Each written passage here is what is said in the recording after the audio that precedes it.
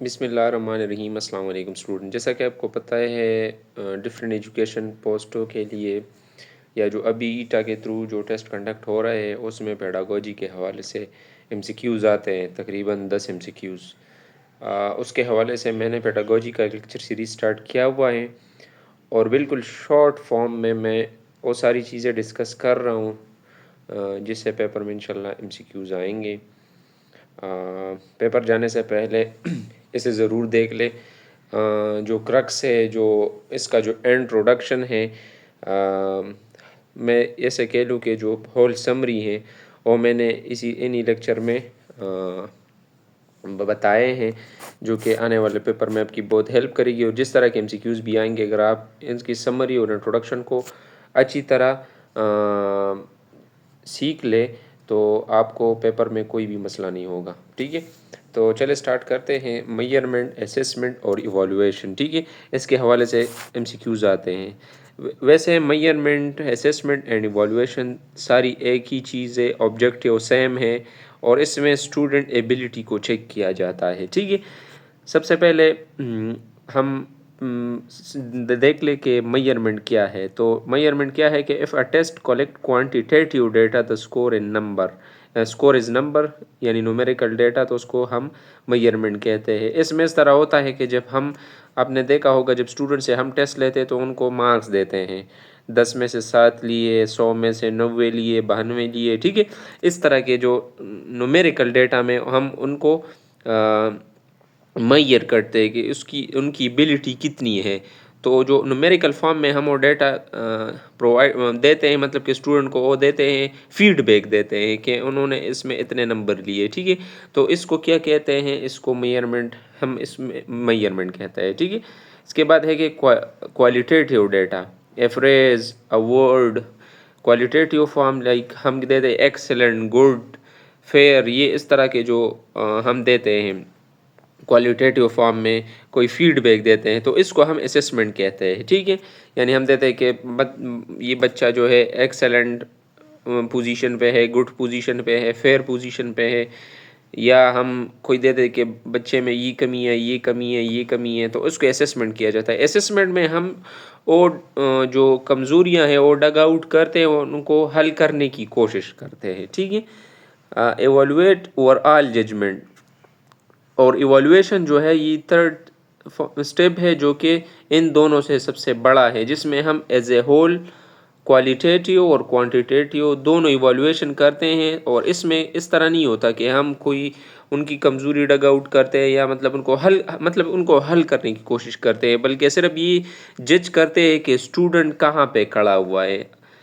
ठीक है, तो इसको एवोल्यूशन कहा जाता है। इसके बाद मेजरमेंट, असेसमेंट में क्या होता है, मैंने जिस तरह भाई student feedback, teacher feedback, their mistake, diagnostic होता है और बेस्ट स्ट्रेटजी, मतलब कि जब हम असेसमेंट करते हैं तो उसके बाद हमें पता चलता है कि स्टूडेंट में कितनी गलतियाँ, क्या क्या चीज़ें, तो उनको हल करने की कोशिश करते हैं। ठीक है, एवोल्यूशन क्या है, मैंने यहाँ पे लिखा है नो फीडबैक करेक्शन, यानी नो फीडबैक भी नहीं लिया जाता और ना कोई करेक्शन किए जाते, सिर्फ एवोल्यूएट किया जाता है।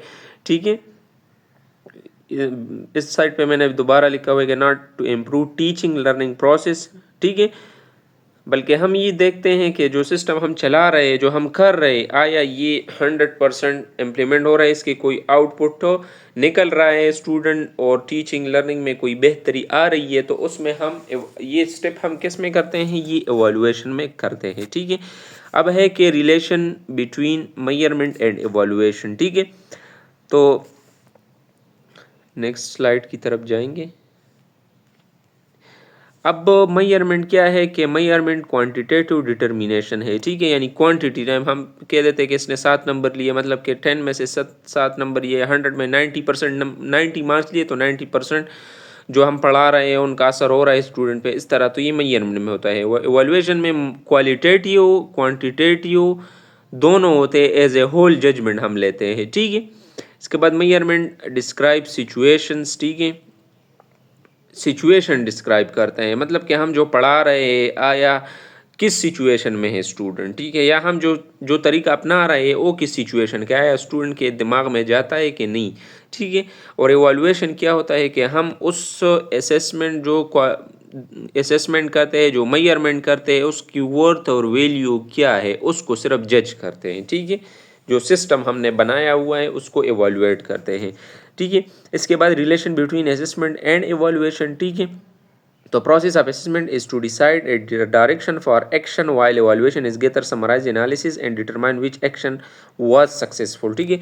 असेसमेंट जिस तरह मैंने कहा कि हम जब असेसमेंट करते हैं तो हमें ये पता चलता है कि जो जो कि हमने कौन सी स्ट्रेटजी अपनानी है, ये जो एक्शन हमने अपना लिया है या ये 100% इम्प्लीमेंट हो रहा है या कोई पॉजिटिव फीडबैक आ रहा है नहीं आ रहा है, ठीक है। तो उसमें उसकी करेक्शन की जाती है, मतलब कि जो वीकनेसेस है जो स्ट्रेंथ है वो डग आउट करते हैं। वाइल एवेलुएशन में क्या करता है कि जब हम एज ए समराइज एनालिसिस करते हैं और ये डिटरमाइन करते हैं कि जो एक्शन हमने लिया हुआ है वो सक्सेसफुल हुआ है कि नहीं, ठीक है। एवेलुएशन जो है फोकस ऑन ए ग्रुप, ठीक है, मतलब कि होल ग्रुप पे फोकस करता है। और असेसमेंट क्या करता है कि हम इंफॉर्मेशन गैदर करते हैं अबाउट स्टूडेंट परफॉर्मेंस, ठीक है। इसके बाद है कुछ चीज़ें हैं फॉर्मेटिव असेसमेंट, ठीक है। तो मैंने लिखा हुआ है कि part of evaluation step completion, या नीचे लिखा हुआ है कि as a tool to complete evaluation process, यानी ये एक स्टेप है कि इवैल्यूएशन प्रोसेस को हम क्या कर ले, कंप्लीट कर ले, ठीक है। असेसमेंट और फॉर्मेटिव असेसमेंट, इसमें हम क्या करते हैं, स्टूडेंट को इंगेज करते हैं, ऑब्जर्व करते हैं, रिकॉर्ड कीप करते हैं, क्वेश्चनिंग स्ट्रेटजीज अपनाते हैं और सेल्फ एंड पीयर असेसमेंट करते हैं। मतलब किस तरह एक स्टूडेंट को ऑब्जर्व करते हैं, ठीक है, उनको एंगेज करते हैं अपने, जब हम लेक्चर देते हैं कोई क्वेश्चन कर लेते हैं, ठीक है, किस तरह के क्वेश्चन करने हैं उसकी स्ट्रेटजी बनाते हैं। और इसमें इस तरह होता है कि स्टूडेंट टीचर पे क्वेश्चन कर लेता है तो इसमें सेल्फ असेसमेंट भी होती है, आया मुझे वो चीज़ आती है, आया मैं 100% डिलीवर कर रहा हूँ। और जो पेयर है असेसमेंट है, यानी जो दोस्त है या टीचर है तो उनके दरमियान भी असेसमेंट होती है एक चीज़ के बारे में, ठीक है। तो ये फॉर्मेटिव असेसमेंट है, ठीक है। इसके बाद नेक्स्ट स्लाइड की तरफ जाते हैं।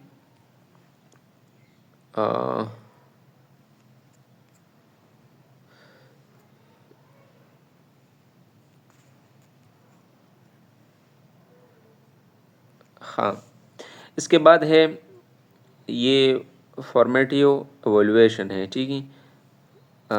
असेसमेंट लिखा हुआ है लेकिन ये फॉर्मेटिव एवोल्यूशन है, ठीक है। तो फोकस ऑन ऑल प्रोसेस, ठीक है, होल प्रोसेस पे हम फोकस करते हैं, ऑल टीचिंग लर्निंग प्रोसेस है उस पर फोकस करते हैं। और इसमें जिस तरह मैंने कहा कि फॉर्मेटिव असेसमेंट में हम किसी एक स्टूडेंट को किसी एक जगह को ऑब्जर्व करते हैं, और फॉर्मेटिव एवोल्यूशन में हम क्या करते हैं कि हम एज ए होल जज करते हैं, ठीक है, डेली क्विज़ेस लेते हैं, ठीक है, होल क्लास को मॉनिटर करते हैं, ठीक है। और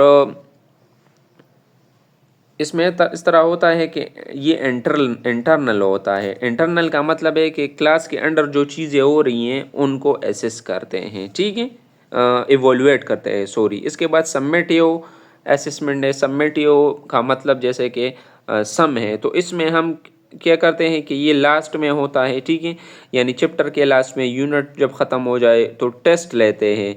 और ये सम्मेटिव, जिस तरह मैंने कहा कि फॉर्मेटिव एवोल्यूशन जो है ये इंटरनल है, तो सम्मेटिव असेसमेंट जो है ये क्या है, ये हमारे पास एक्सटर्नल है, यानी क्लास के अंदर और क्लास के बाहर, ठीक है। इसमें आउटकम को फोकस किया जाता है, मतलब कि जो हम चीज़ें हमने पढ़ा ली है अब क्या करते हैं उसको एसेस करते हैं कि हमने जो पढ़ा लिया है उसका आउटकम क्या है, ठीक है। इसके बाद टाइप ऑफ असेसमेंट मैंने ऐड की हुई है क्योंकि इससे एमसीक्यू ज़रूर आते हैं। तो इसमें है कि प्लेसमेंट असेसमेंट है, फॉर्मेटिव असेसमेंट है, डायग्नोस्टिक असेसमेंट है और सम्मेटिव असेसमेंट है, ठीक है। तो नेक्स्ट स्लाइड की तरफ जाते हैं, ठीक है। इसमें है placement. As the name indicate check position of the student, take test as enter to the class, मैंने लिखा हुआ है, शॉर्टकट है।